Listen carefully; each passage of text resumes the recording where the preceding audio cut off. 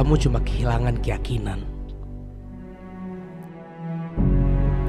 Kamu cuma kehilangan orang yang mendukung kamu. Kamu cuma kehilangan semangat sementara. Tapi kamu perlu tahu, semua yang buruk terjadi itu sekarang hanya 10% dari momen hidup kamu. Sisanya 90% adalah waktu kamu menikmati proses. Kamu perlu ingat, kamu masih bisa untuk mengulangi kembali, mempelajari kembali, dan kamu perlu ingat, semua hal yang sangat buruk terjadi akan menghasilkan sesuatu yang sangat indah.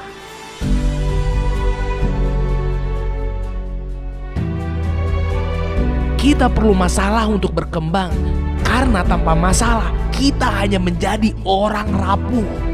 Masalah itu adalah pupuk, masalah itu adalah nutrisi, masalah itu memberi kita kekuatan pada diri untuk tumbuh. Kita perlu masalah untuk mendorong kita tumbuh dan melewati itu. Semua yang kamu lihat cantik dan indah sekarang itu dimulai dari tempaan banyak masalah.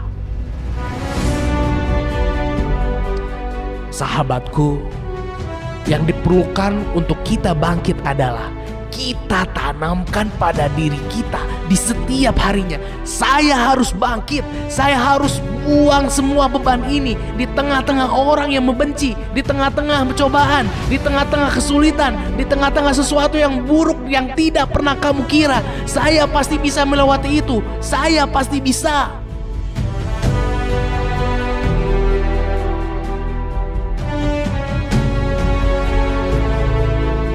Kamu pasti bisa memulai dan mengulangi semuanya lagi. Kamu pasti bisa menemukan kembali kesempatan itu. Kadang kamu dapat cobaan yang kamu rasa di luar kemampuan kamu. Kadang kamu dapat cobaan yang kamu buat kamu ingin mengakhiri semuanya. Kadang kamu rasa tidak ada lagi orang yang peduli dan mendukung kamu. Tapi kamu perlu tahu, kamu akan terus berjuang untuk mendapatkan mimpi kamu, karya kamu, profesi kamu, hidup kamu, pasangan kamu, rumah kamu, mobil kamu, aset kamu.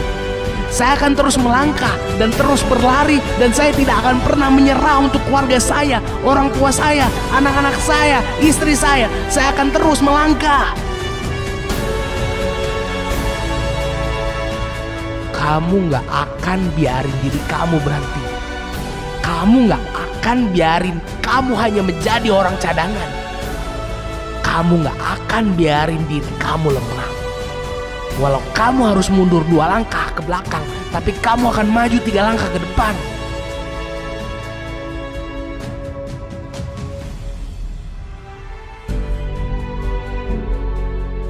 Karena kamu sekarang adalah seseorang yang memiliki mental pemenang, dan itu takdir kamu menjadi seorang juara.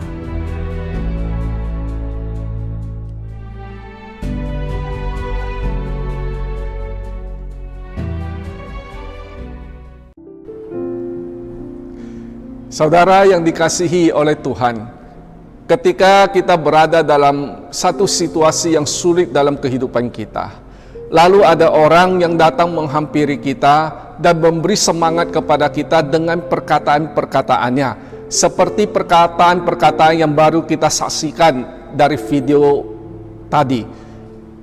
Saya percaya bahwa kita semua akan mendapatkan kekuatan yang baru dan semangat yang baru. Di dalam kitab Ulangan pasal 1 ayat yang ke-37, Musa berkata bahwa dia diminta oleh Allah untuk memberi semangat kepada Yosua bin Nun yang akan menggantikannya sebagai pemimpin bangsa Israel untuk membawa bangsa Israel masuk ke dalam tanah perjanjian. Ketika Yosua tahu dia terpilih untuk menggantikan Musa sebagai pemimpin, dia merasa dia tidak akan sanggup memimpin bangsa Israel karena dia tahu bangsa ini sangatlah tegar tengkuk. Dia merasa dia tidak akan berhasil sebagai pemimpin yang akan membawa bangsa Israel masuk ke dalam tanah perjanjian. menjadi pemimpin bangsa Israel itu merupakan satu tantangan yang berat, satu pergumulan yang berat, satu beban yang berat, bahkan dalam tanda kutip satu penderitaan bagi Yosua. Di saat seperti inilah Allah tahu bahwa Yosua membutuhkan dorongan semangat dari orang lain. Untuk itulah Allah mengutus dan meminta Musa untuk memberikan semangat kepada Yosua. Kita semua ketika dalam keadaan yang sulit dalam kehidupan kita sangat membutuhkan dorongan semangat dari orang lain supaya dapat tetap melangkah walau ada rintangan. Di dalam Amsal pasal 18 ayat 14 berkata bahwa orang yang bersemangat dapat menanggung penderitaannya, tetapi siapa yang akan memulihkan semangat yang patah? Saudara yang dikasihi oleh Tuhan Yesus Kristus, kita masih akan menghadapi masa-masa yang sulit beberapa bulan ke depan, mungkin setengah tahun atau lebih oleh karena pandemi COVID ini. Dan kita perlu menyemangati satu dengan yang lain. Kata-kata yang menyemangati akan menghasilkan satu kekuatan di dalam batin kita untuk dapat bertahan sekalipun sudah nggak tahan. Kata-kata yang menyemangati akan memberikan kita satu kekuatan di dalam batin kita untuk melangkah maju. Kata-kata yang menyemangati menyegarkan jiwa kita. Kata-kata yang menyemangati membuat kita merasa tidak sendirian. Kata-kata yang menyemangati menghasilkan optimisme di dalam relung hati kita. Mari sebagai suami istri kita saling menyemangati satu dengan yang lain. Sebagai anggota keluarga, mari kita memberi semangat satu dengan yang lain. Sebagai saudara bersaudara di dalam Tuhan, sebagai rekan sepelayanan, rekan sejawat, rekan sekerja, mari kita saling menyemangati satu dengan yang lain. Memberi semangat kepada orang lain adalah perbuatan yang kecil, tetapi itu dapat mengubah hidup seseorang. Tuhan memberkati.